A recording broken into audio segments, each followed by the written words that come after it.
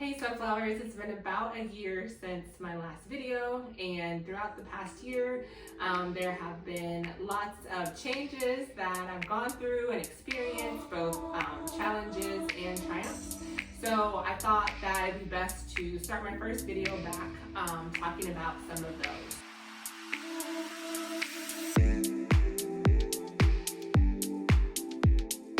So I'm a good news first type of person, so I'll start there. So over the last couple of months, I have experienced significant improvement in my lung function.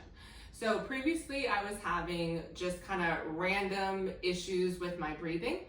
And so the treatment plan that I was on at that time was to take a daily inhaler 2 times a day.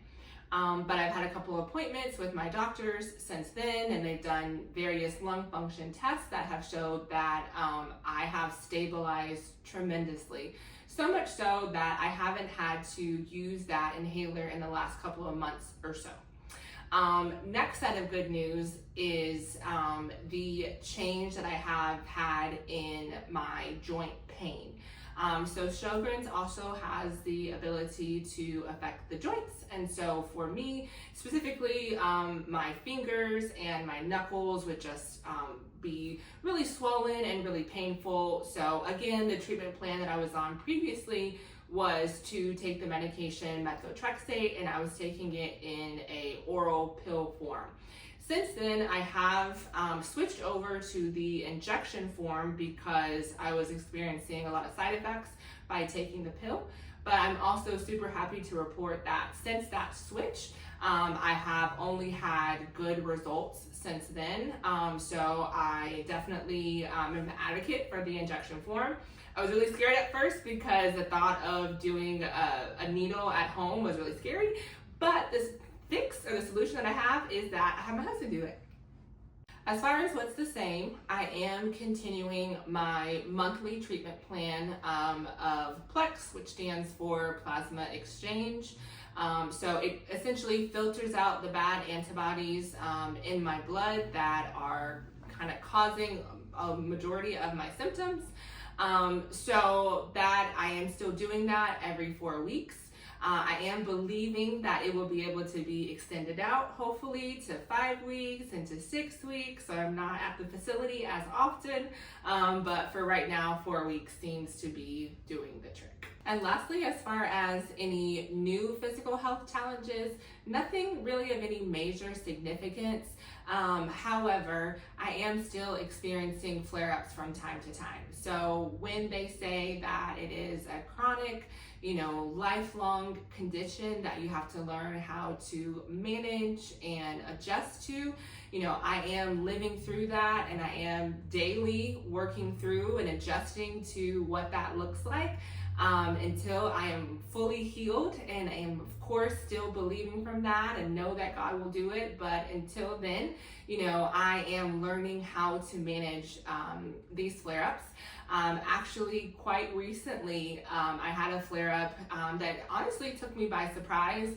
It lasted a lot longer than my previous flare-ups had lasted, and I kind of had gotten to the point where I wasn't really thinking about flare-ups anymore because it had been about 8 or 9 months since my last one.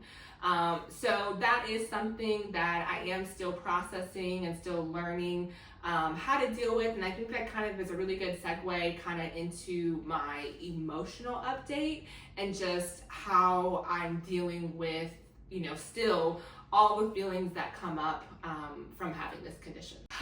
Emotions. So from an emotional standpoint, I have definitely been on the roller coaster of them since first being diagnosed. And I think overall for me, what has been the hardest to process throughout all of this is, being okay one day and then the next day, not feeling great. To get more specific for me, it's like I could be walking or running one day and then the next day have very limited use of my legs. So experiencing those big ups and downs and those big high and lows can take a toll on anyone's emotions. And I think that as I'm learning and I'm growing through this experience, what has stood out to me the most, or what I'm trying to learn how to do, is to shift my perspective just depending on what's going on. So in the thick of a flare-up, it is unfair to me and unfair to others around me, like my family, to expect to be able to, do the same things, have the same energy, all of that, as I would when I'm not. And if I don't shift that perspective, then I'm honestly lying to myself and lying to them as well. So now for me, I've kind of tried to strip it all back, especially when dealing with a flare-up. And that looks a little bit more like, okay, well, what are the major priorities here today? Like, did we all eat? As long as by the end of the day, the answer is yes, whether that was from actually cooking at home or going and buying food, then I'm happy. Do we all have clean underwear on? Whether that is because we actually were capable of doing the laundry, or if we just had to go to the store and buy new laundry, and we'll deal with that, and we're just kind of rocking and rolling with the punches as they come. Because as much as I would love to be able to still do this and still do that and make all these promises, after dealing with this for the last 7 or 8 years, thinking that, saying those things and thinking them, and me never shifting my perspective, I think that's a little bit of the definition of insanity. And I don't want to be in that place anymore where I'm being led by my emotions, but I want to take hold of them and then make the necessary changes while dealing with this very interesting, very unpredictable disease. From a personal standpoint, just a few quick things. A couple of months ago, I think it's maybe been 5 months now, that we've been in our new place. So honestly, over the last couple of months, we've just been doing a lot in terms of trying to get the house together. We're happy we have a little bit more elbow room, and so that has been a really big blessing in itself as well.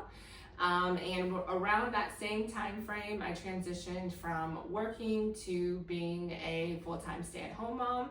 And I will say that it's a new experience. I'm navigating new territory. I'm figuring out, how to stay productive, how to, pursue the things that I'm interested in, while also, being able to support my family. A part of that decision did absolutely have to do, with my health journey, and just being able to have the opportunity to rest, after my monthly treatments, to be able to rest when flare-ups do come up. Like I said, because they're unpredictable, so I never know when they're going to come or how long they're going to last. And that can be difficult in terms of, having the commitment of a career outside of the home as well.